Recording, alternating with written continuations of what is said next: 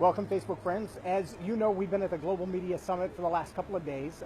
Missed the first day because, well, we had a brand new grandbaby. So you've seen all those pictures. I know you've been engaged with that. But I have a chance to spend just a couple of minutes with Cheryl. Do you use your middle name? I do, and more for film. That's my IMDb name, Cheryl Wicker. But for PR, I just go by Cheryl Wicker. Just by Cheryl Wicker. Nice. And so Cheryl and I have done some panels together. We've had quite a bit of conversation around marketing. But Cheryl is really a focus on PR as well as having experience in Hollywood. So we're just going to take a couple of minutes and chat about what God's doing in Hollywood, what God's doing in film, and why the Global Media Summit is so important if you're in ministry in Dallas or anywhere in the world, why you should be here. So Cheryl, thanks again for taking some time with me. Oh yeah, and hey, thank you for being on this panel that we just finished with. So that was great, some great information. And I mean, did you just tell like the energy in the room? They were just like taking it in.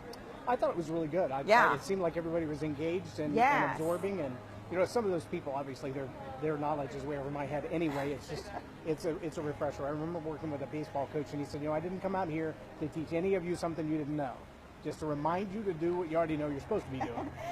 Yeah, well, and I think it's that way for a lot of us. It's like, you know, we kind of have some overlaps, and everybody has specialties in different areas, and some of it we've heard before but forgot, or we heard it before, but we didn't ever apply it. Put it into practice. And that was when I got to the last, you know, of the charge. The last E with engage is really important, but the charge is really even more important, and that is, it doesn't matter how good your idea is if you never execute on it. Yes. A lot of people are worried about copyrights and trademarks and can they steal my ideas and did I register it with the Writers Guild and blah, blah, and all that's good stuff. But if you're not going to do anything with it, don't sit on it. I mean, wasn't that the whole issue with the Jews of the days of Jesus? He said, listen, I'm coming to you. I'm the light of the world. I'm giving you all the knowledge, all the wisdom, and you don't want to do anything with it. Well, so yeah, and actually that was a point in my slide too, when on my PR workshop, and it was one of the biggest marketing mistakes is doing nothing. Absolutely. And you know, it can be from intimidation. You don't feel like you know what to do, or it can be not having enough time. You know, lots of reasons why we don't do anything, but you know, it's not a magic act. So why is the Global Media Summit important for someone in ministry? Well, I think here you have got professionals working in the industry that can mentor you and train you. I mean, it's just such a eclectic mix of people in all different areas of media. And, you know, sometimes you go places and you see people that are, you know, maybe they've really made the big time, but they're so inaccessible. You know, like some conferences that I go to, and like they're escorted in the back door with their entourage, and you don't get get bodyguards to make sure you don't get arms and linked you away. can't get any close. And if you want to just speak to them for a minute, get their autograph or whatever, you got to stand in this big long line. And this is a very warm, intimate setting, and where you get. I mean, you can be sitting right next to somebody at dinner and asking them questions. Yay! Yeah, and so you can just ask questions of these top media professionals and network with them, and I just think that's amazing. I think so too. I think the other thing that's really nice is having access to people like that and knowing that, especially in the body of Christ, they're not competitive. There's Bob Higley right there, 27 years with TBN and now with Parables and Uplift TV. But if you wanted to stop and say, hey, I just want to ask you a question, no. Jump on in. If you just said, hey, Bob, I got a couple of questions about television, Bob would jump in and answer those questions. And there's nobody here who feels like I'm too good to talk to you. There's nobody, like you said, escorted around with their entourage. Everybody's engaged in what's going on. Everybody is willing to pour into you to see you raise the level of excellence for what you're doing. Yeah, I think this organization just attracts those types of people. In fact, just saying a word about Bob, he was one of the first people that I met in Dallas, and I remember I called to ask him a question. I mean, like, he literally called me back and answered questions for me, you know. But there's a lot of those types of people here. Carol Ladd, she was the first person that I met at a SWIMA meeting. And she knew me from publishing world when I worked for Howard Publishing. But she's like, next time you're in town, give me a call, and I will introduce you to people that I know that might be able to help you.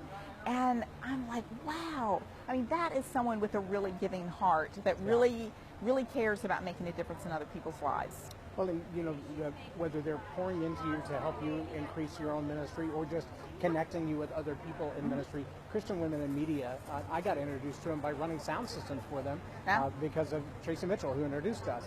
But now, attending the conferences, speaking on the panels, meeting other people in media. I now work in television, which a year ago, if you'd asked me, I'd have been like, I am so not qualified for that. There's no way. But, now a program that goes all over the world, and some that are being prepared for television editing right now. And I think it's a powerful thing. But I also see, even probably as we just look at across the crowd right now, people who say, I'm just starting out in ministry. I have no idea what's next. I don't know how to get anything on television. I don't have a book published yet. If I did get a book published, I wouldn't know where to talk about it or who to sell it to.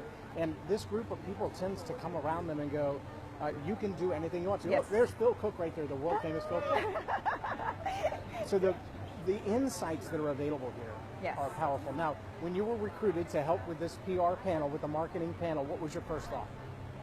What was my first thought was, well, I thought that I know some really cool people that I would love to get involved. And so some people were already involved, but then some people were not involved in this organization. And so it's just, it's kind of like, just having like a free ticket to something and saying, hey, and I love being able to offer things to people and get them involved in something that could just be a really neat experience for them. And I think all of the panelists and presenters in our marketing track, really enjoyed being a part, and they were really received well as too. Absolutely. Well, I appreciate the opportunity to be a part of that. I appreciate you taking some time to chat with us. How can people reach out to you if they wanted to talk to you about being their PR rep? Yeah. Well, now, one thing I'm going to say is that, for about 6 or 7 years, I ran Premier One Studios, which is a small boutique PR and marketing agency. I'm kind of putting that on the back burner, not to say that I won't accept clients, but I'm going to be very, very particular, and it's going to be maybe smaller projects, because now I'm focusing on PR coaching. Because what I found is that so many people in this industry, they just, in Christian ministry, they just don't have the budget for PR and marketing. And so I decided if I can teach them how to do it themselves, then that is the biggest gift that I could give to them. Yeah. And as I teach in my workshop, is really the best ambassador for your brand is you. Absolutely. Because nobody loves your ministry the way that you do, and nobody can present it the way that you can. So that's what I tell people, and so I teach them how they can be that ambassador and how they can get free media exposure and be on television doing interviews and getting articles and publications and book reviews and that kind of thing. So the best way to get in touch with me is, first of all, start with my free webinar, and that is freemediaexposure.com. You go there, watch the webinar, and schedule a consultation with me. We can chat. We can see where you're at and where you want to be, and how you can best get there. And if it's something that I can do to help you with my training products, I have like an online coaching program, a live coaching program where I can get on there with a group of people and coach them, or just a home study where you do it at your own pace, or an ebook kit, PR toolbox. So I've got all these various things. And so that's how you do it. So the bottom line is, Cheryl doesn't want to give you a fish. She doesn't want you to buy a fish from her. She wants to teach you to fish for yourself. Yes. Be your own brand ambassador. Be your own champion. Be your own hero. And get out there and tell the world about what you're doing. God didn't put a message in you to stay in you. Like the little kid that goes to the birthday party and mama bought the gift to give away. If you keep that gift, you're stealing. God didn't give that gift to you for you.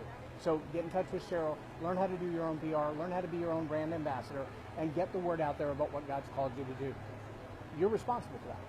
I am Loren Norris, and you've been watching Tell It Like It Is TV. Have a blessed day.